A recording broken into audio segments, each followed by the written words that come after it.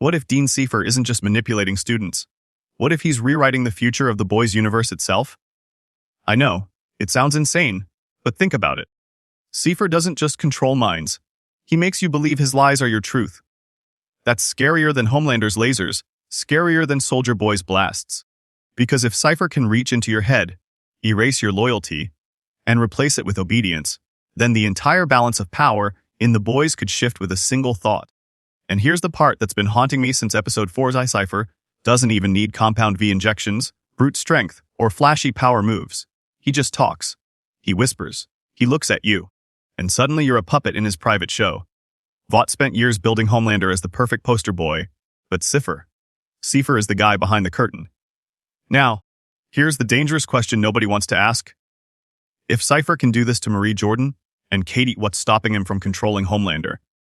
Because let's be honest, Homelander is strong, terrifying, and unpredictable, but deep down he's also insecure.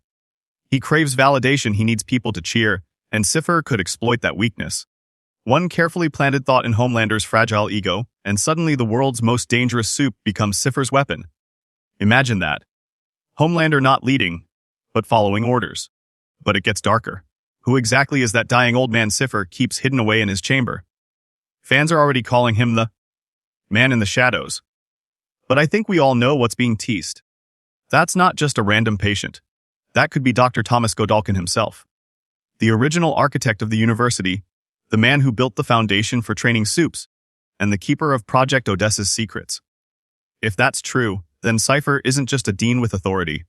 He's a gatekeeper to the forbidden history of Godolkin, the origins of Vought's ugliest experiments, and maybe even the blueprint for the ultimate weapon to replace or destroy Homelander. And look at Marie, our blood-bending prodigy. She's no longer just using her powers to cut or defend. She's levitating blood, shaping it, weaponizing it in ways no one expected. Seifer knows this. He's grooming her, whispering in her ear, slowly twisting her into exactly what Vought has been craving for years, a Homelander replacement. But here's the disturbing twist. What if she's not meant to replace Homelander at all? What if she's meant to fight him? We've seen the signs. Marie's powers are volatile, destructive, and still evolving. Seifer doesn't want her to be a hero.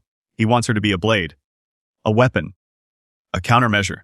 And guess who's going to pay the price for it?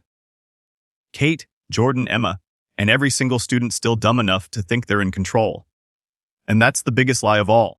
Seifer has convinced the entire school they're special. But in reality, they're rats in his maze.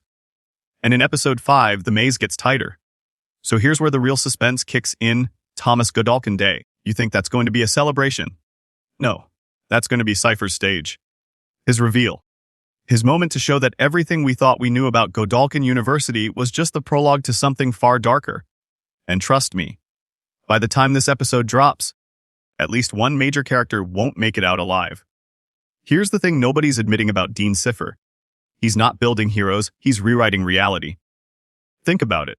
When Vought makes a soup, they get muscle, lasers, flashy powers. But Seifer builds loyalty, obedience, and absolute silence. You don't remember what you wanted. You only remember what he told you to want. And that's the most horrifying part. Seifer doesn't need to kill you to win. He just makes you forget you ever resisted. That's not just power. It's control at the level of history itself. Imagine if entire rebellions could be erased, revolutions smothered before they start, friendships rewritten in a single conversation. That's not a superpower, that's dictatorship perfected. But here's where it gets even more terrifying. Seifer isn't doing this alone. He's using Marie. Now, I know, Marie has been positioned as our protagonist, our blood-bending underdog with a tragic backstory. But watch how Seifer looks at her. It's not admiration. It's calculation. He doesn't see a student. He sees a weapon Vought has been dreaming about since Homelander was born. Let's not forget blood is everywhere. In every body, every living thing, every battlefield. Marie's power isn't flashy, it's universal. Homelander needs his eyes to glow. Soldier Boy needed a nuclear blast.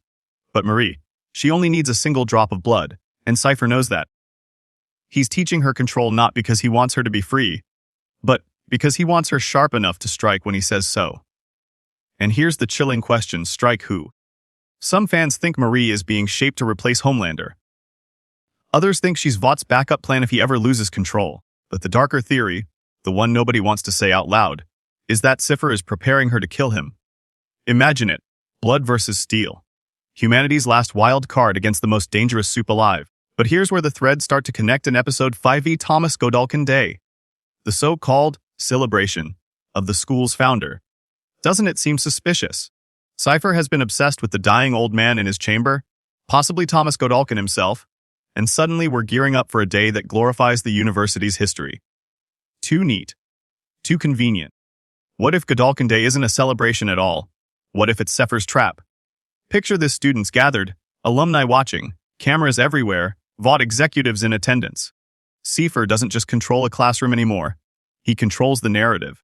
And episode 5 could be the moment he weaponizes that narrative, turning the students into living proof that VOD doesn't just create soups.